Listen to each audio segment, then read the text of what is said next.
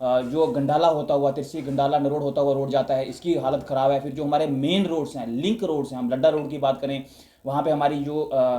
बिजली विभाग की गाड़ी है वो नहीं पहुंच पा रही है, क्योंकि रोड बीच में टूट चुके हैं, आउटलैंड निकल चुके हैं, हैवी व्हीकल्स नहीं जा पा रहे हैं। इसकी वजह से रोडों का काम भी प्रभावित हो रहा है। जो आगे दोबारा बनाने पड़ेंगे, दोबारा से तारकोल डालनी पड़ेगी, दोबारा से नालियाँ बनानी पड़ेगी। तो हमें बड़े स्तर पर, और मुझे लगता है ये सिर्फ पंचारी मोंगरी की बात नहीं है, डुडू बसंतगढ़ हो, चनैनी हो, लाटी हो, रामनगर के हिस्से हो, मुझे लगता है कि हर जगह यही हुआ है। और चाहे हम फिर बाकी ज़िलों की बात करें तो हमें इसमें बड़े पैकेज की ज़रूरत होगी। और हमें उम्मीद है कि आप सबको बहुत बहुत नमस्कार। मैं सबसे पहले उधमपुर के मीडिया के सभी साथियों का हार्दिक आभार व्यक्त करता हूं कि आप सब ने लगातार जो है वो जनहित के मुद्दों को उठाया है और पब्लिक एडमिनिस्ट्रेशन और गवर्नमेंट के बीच एक ब्रिज का काम किया है। आज की जो ये पत्रकार वार्ता है, इसका जो मुख्य मुद्दा है और जो मुख्य उद्देश्य है वो ये है, जैसा कि आप सब जानते हैं कि पिछले साल जो था वो जम्मू कश्मीर में, और विशेषकर अगर उधमपुर रीजन की जम्मू रीजन की हम बात करें और उधमपुर की बात करें, तो हमें जो था वो भारी बाढ़ और बारिश का सामना करना पड़ा था, और उसके बाद भारी बर्फबारी भी देखने को मिली। तो जो बुनियादी ढांचा था वो पूरी तरह से टूट चुका था। और अगर मैं अभी की बात करूं तो अभी भी जो कृषि और बागवानी क्षेत्र हैं वो बुरी तरह से प्रभावित हैं। जो बुनियादी ढांचा, जिसमें कि अगर हम रोड इंफ्रास्ट्रक्चर की बात करें तो अभी भी वो बुरी तरह से प्रभावित है। और ऐसे समय में जो है मुझे आपके साथ इंटरेक्ट करने का मौका मिल रहा है जब जम्मू कश्मीर विधानसभा और लोकसभा दोनों का जो है वो बजट सत्र चल रहा है। तो आज मैं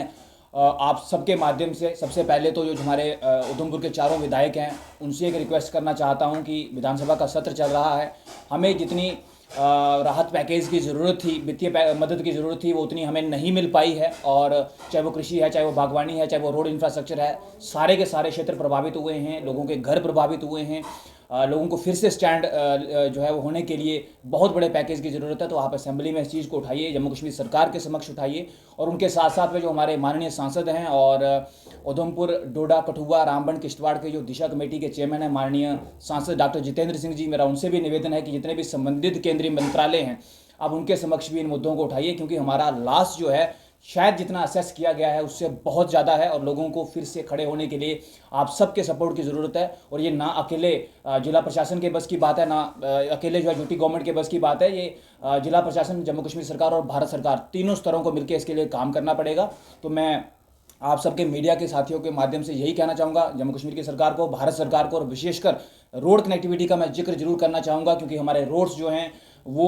जो है वो हमारा जो बेसिक इंफ्रास्ट्रक्चर है वो हमारी रीढ़ है। और मैं एक बार यहाँ जरूर मेंशन करना चाहूँगा कि जब भी आप सिविल सेक्रेटरीट में जाते हैं, मैनी अ टाइम जब मैं विजिट करता हूँ, तो जब हम वहाँ से निकलते हैं तो बिल्कुल सिविल सेक्रेटरीट के गेट के बाहर एक बोर्ड लगा हुआ है पीडब्ल्यूडी का, जिसपे लिखा हुआ है that roads are the arteries of the national economy and the national integration, कि जो हमारी सड़कें हैं ये राष्ट्रीय एकता और राष्ट्रीय अर्थव्यवस्था की धमनियाँ हैं। तो मैं आपके माध्यम से ये कहना चाहता हूँ कि ये जो हमारी धमनियाँ हैं पिछले कुछ समय में बाढ़ और बारिश ने पूरी तरीके से तोड़ दी हैं। रोड्स के आउटर एंड निकल चुके हैं, सरफेस सेट नहीं है, नालियाँ ब्लॉक हो चुकी हैं, लुक का कहीं नाम नहीं है। ऐसा नहीं है कि सरकार ने मदद नहीं की। मैं आपके माध्यम से जम्मू कश्मीर सरकार और भारत सरकार दोनों को धन्यवाद करूंगा कि यूटी सेक्टर में भी और सेंट्रल सेक्टर में भी हमें मदद तो मिली है, बट जितनी रिक्वायरमेंट है उससे बहुत कम है। तो इसीलिए ऐसे समय में जब बजट सत्र चल रहे हैं तो आपके माध्यम से मैं हमारे जो विधायक हैं, हमारे सांसद हैं, इन सब माननीय सदस्यों से मैं निवेदन करता हूं कि केंद्र सरकार और जम्मू कश्मीर के सरकार के समक्ष जो एक्चुअल लॉस है, जो ग्राउंड का लॉस है, उसको उठाएं, ताकि हमें ज़्यादा से ज़्यादा जो है वो वित्तीय पैकेज मिल सके